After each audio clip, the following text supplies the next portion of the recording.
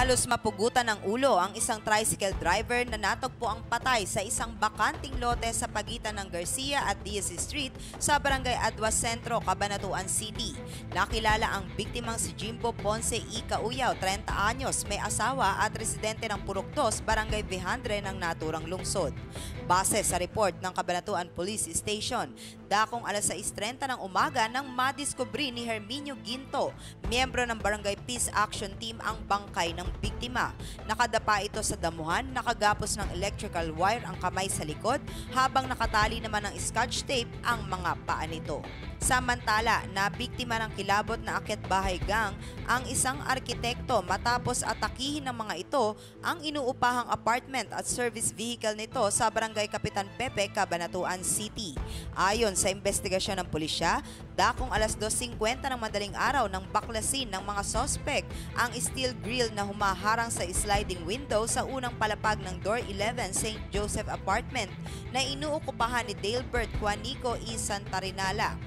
Nakulimbat ng mga magnanakaw sa paupahang unit ang isang 40 inches LED Sony flat screen TV na worth 45,000 pesos, isang HP laptop na nagkakahalaga ng 65,000 pesos, 1,000 pesos na halaga ng mga barya, isang USB at assorted floor plans.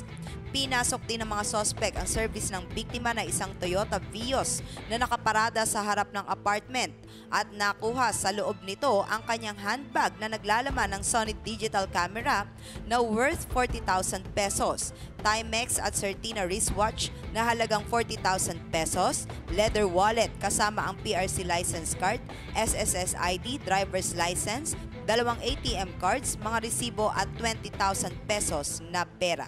Dumako naman po tayo sa lungsod ng San Jose. Napatay ang 3 hinihinalang drug dealer sa pakikipagsagupaan sa mga pulis na nakaposte sa checkpoint sa Sitio Tumana, Barangay Palestina. Sa ulat ng otoridad, nakilala ang mga napaslang na sina Salman Makapundag, Imamunkan, 19 anyos, binata, residente ng Barangay Baclaran, Parañaque City; Ariel Zambrano E. Samonte, 51, ng Junji Street, Rolling House, Novaliches, Quezon City; at Fernando Padilla alias Pandong, Tubong, Santiago, Isabela. Napag-alaman na bago naganap ang insidente, nakatanggap ng impormasyon si Police Superintendent Reynaldo de la Cruz ng San Jose Police Station ukol sa kulay puting kotse na may plate number TBB 733 galing Metro Manila, sakay ang 3 katao na nakatakdang mag-deliver ng iligal na droga. Dahil dito ay kaagad na naglagay ng checkpoint ang mga pulis. Madaling araw nang mapadaan ang target na sasakyan na nagtangkang umiwas, kaya hinabol ng mga otoridad na nagresulta sa barilan ng magkabilang panig. Narecover ng SOCO sa crime scene ang 8 basyo ng bala ng caliber 5.56, 3 basyo ng caliber 9mm, 9 na basyo ng bala ng kalibre 45, at nakuha naman mula sa kotse ng mga sospek ang isang caliber 38 revolver, isang 45 baril, isang mahabang baril na kinonvert sa caliber 22, 2 plastic na naglalaman ng pinagsususpetsang shabu na tumitimbang sa 200 grams at pumapatak sa halagang ₱250,000, drug paraphernalia, 3 cellphones at isang plaka ng sasakyan.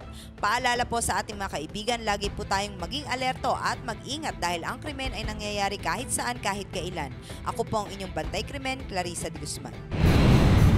Unang sigaw.